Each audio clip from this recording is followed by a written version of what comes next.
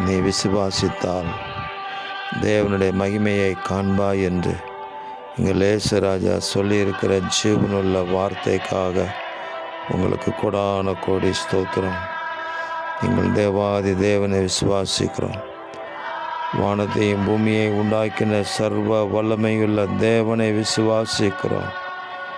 எங்கள் தேவனால் எல்லாம் கூடும் என்று நாங்கள் உங்களை விசுவாசிக்கிறோம்.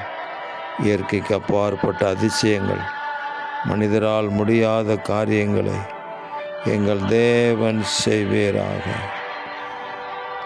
கர்த்தருடைய மகிமை விளங்கும்.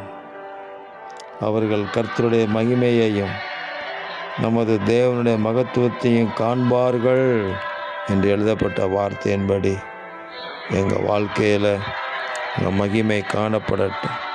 அற்புதங்களாக, அடையாளங்களாக, இயற்கைக்கு அப்பாற்பட்ட பலத்த கிரியைகள், ஒன்றுமில்லாததிலிருந்து ஒன்றை உருவாக்கி செய்வீராக. எங்கள் தேவன் அப்படி எங்களை கொண்டு உங்கள் நாமத்தை மகிமைப்படுத்துவதற்காக ஸ்தோத்திரம்.